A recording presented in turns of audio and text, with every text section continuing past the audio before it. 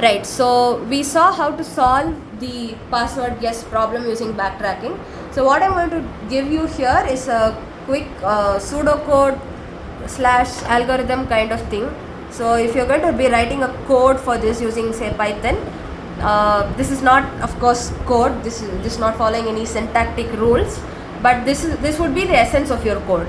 So is valid is the first function I'm going to define. So again, to quickly remind you, any backtracking function has three parts: is valid, generate states or get candidates or whatever you like to call it, and backtrack. So is valid is the first thing I'm going to start by defining. The input is the current state.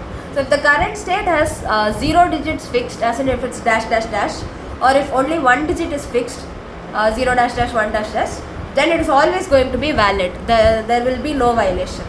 If two digits are fixed, if both the digits are 1, then you return a false. If at least one of them is a 0, then you return a true. And if all three digits are fixed, again there should be at least 2 zeros, in which case you return true, otherwise you return false. So you see, this is what the isValid function does. It takes your constraints, it takes your current state, it checks both, and it returns true or false if the states are valid or invalid respectively. Next one is get candidates or generate states, whatever it is called.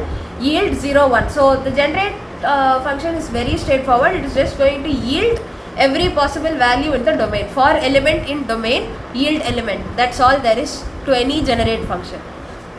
The backtrack function, if all three digits are fixed, meaning if you have reached the answer state, check whether it is valid.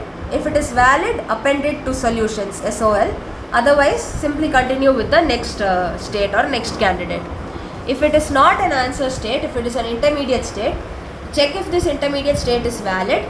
If yes, get all candidates.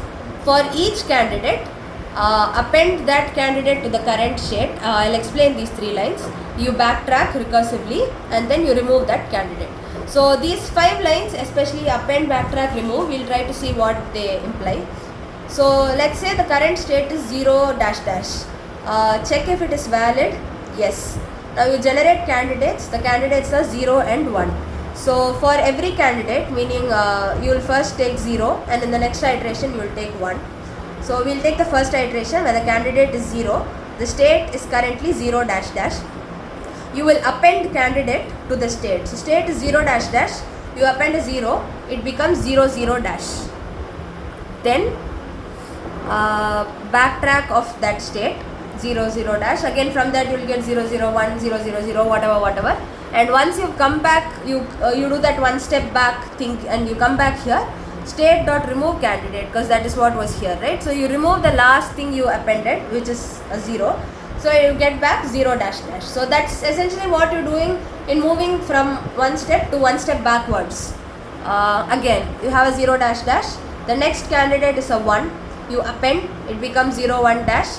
You backtrack of 0 1 dash. You will get 0 1 0 0 1 1. You will take the valid ones. You will reject the invalid ones. You will again remove 1. So it goes back to 0 dash dash. Now you know that 0 dash dash has been fully explored. So again you will go one step back to dash dash dash. You will go to the other side and so on and so forth. So this is the rough logic behind backtracking algorithm for the password guess problem.